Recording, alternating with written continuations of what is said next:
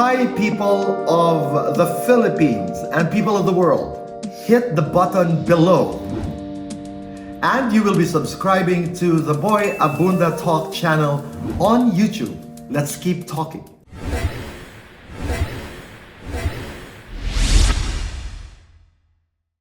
Good day, everyone. Magandang araw po sa lahat ng ating mga kababayan sa buong mundo. Welcome to the Boy Abunda Talk channel. Welcome to the interviewer. Our very special guest right now is Miss Nevada 2021 Kataluna Enriquez. Hi, Kat.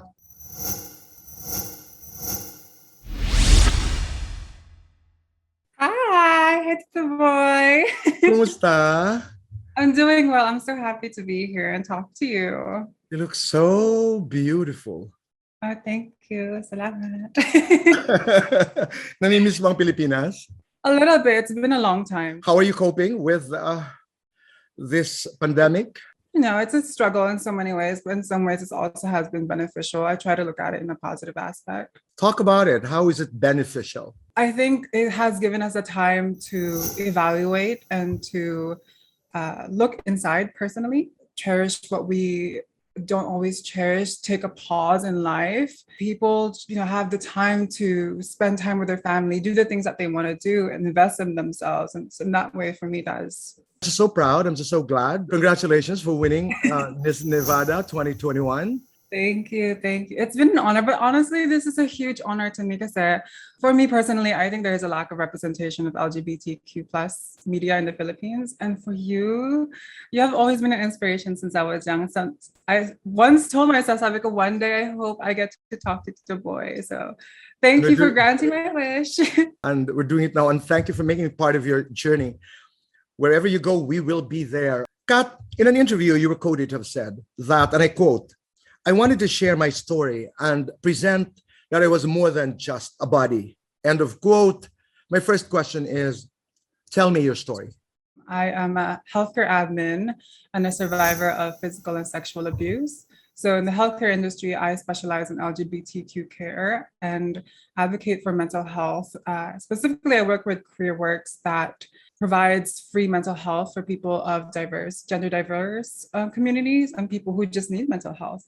And also a fashion designer. I own my business, Kataluna Kouture, and I am a runway and print model. The learnings that you have because of your work, sa mental health, sa healthcare, what are you learning about them and what are you learning about yourself? So many things. One, in science, the science that we had before is not as accurate. And there's still many things that we need to learn up to this date. Like what? At first, people believe that trans people are suffering from mental illness. That's not the case. I never suffered from mental illness. And because I advocate for mental health, I've started my mental health journey in high school. So bata pa lang ako, I've always just into the counseling and therapy, but it was never about my transitioning. It was about the childhood trauma that I've experienced from people oppressing me because of who I am. Fashion, Kataluna Kouture. Talk about it. So I started my company because when I started my pageant journey, I couldn't afford dresses. I didn't have money and I couldn't find anything that fit my body type. So sabi ko, gagawa na lang ako. From then on, I've created so many gowns and joined so many competitions and realized that many women as well face similar issue. At saka, why do you want to spend so much money on a gown that you're going to wear one time? So I've created a company that you could rent a gown or do custom gowns according to your body type. If you can dress up a celebrity in the Philippines and a celebrity in Hollywood, who would they be? Oh, and dami. In Hollywood, I love to dress Angelina Jolie. She's just a phenomenal woman, very bold. In the Philippines, I always love Pia. So Pia Wurtzbach is a huge inspiration. Oh, that's interesting. Kat, what do you consider your true measure of success? I think being true to yourself. We live in a society that's constantly demanding and putting us in a category, expectations and sometimes limitations of what we can do. But when you can stay true to yourself at the end of the day and be content with who you are, I think that's true success. Tito Boy would tell you that the best way to attack a Q&A is to use your core, to use your story. And that's the reason why in the beginning I asked you about your story, because part of your story are the things that you read, the things that you experience, everything that you have. I will not debate against you when you say that success to you is embracing who you are in a society that is hard on you. Mhm. Maybe we can just work on the phrasing because it's important to end strong. Kat, is it love or money? Love. Why? I think if there's one thing that you can never buy in this world, that is love. Smart or beautiful? Smart. Smart is beautiful. Listen to this question very carefully. I asked this in the last Binibining Pilipinas beauty pageant. When is it okay not to be okay? And when is it not okay to be not okay? I think every day you have a choice to speak up. You have a voice for a reason, and you should always use it, but also be mindful to when to take time to understand before you respond to anything. When you answer questions like this one, you have to make sure that you end with a very strong line. Right. Yeah, we have to work on Very it. confusing question. To answer that question, you summarize it. You sum it up by saying, so, yeah, it's okay not to be okay. And make sure you're not alone when you're not okay, because it's not okay. Thank you. You are Filipino-American. What's Filipino about you? What's American about you? Well, actually, I'm full-blooded Filipino, but I grew up. Since 10, I know you grew up in the US. Yeah, I grew up in the US. So I still use my values and core as a Filipino, the traditions that I have, and I value that so much. I'm proud of that.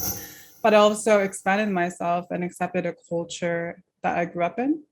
And together I created a mesh between the two. And I think that's what makes me a very strong individual, being Filipino and American. Which part you love the most? I think being humble, hardworking, passionate, caring about the people around you. Because I was raised by yayas. And so I was taught at a young age to be mindful of people, to accept people regardless of your social class, and to treat people the same way. And that's the best thing about being a Filipino. Mm-hmm. Yeah. The best thing about being American, what is it? I think Americans are very opinionated, sometimes too much. But as an American, you get to use your voice. Right. And you have rights that you can speak upon and fight upon, and the freedom to express yourself. When you're asked questions like that, I just want to give you a tip.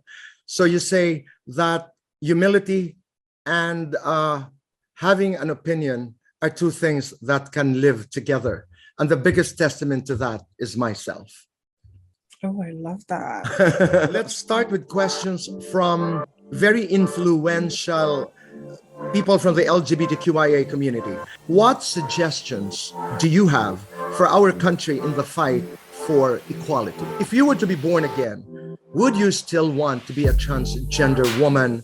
Yes, no, why? If trans inclusion wasn't an issue in Philippine pageantry, who would you like to be at the Miss Universe stage?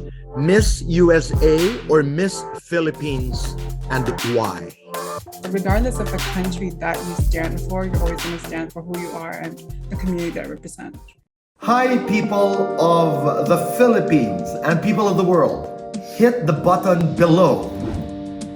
And you will be subscribing to the Boy Abunda Talk channel on YouTube. Let's keep talking.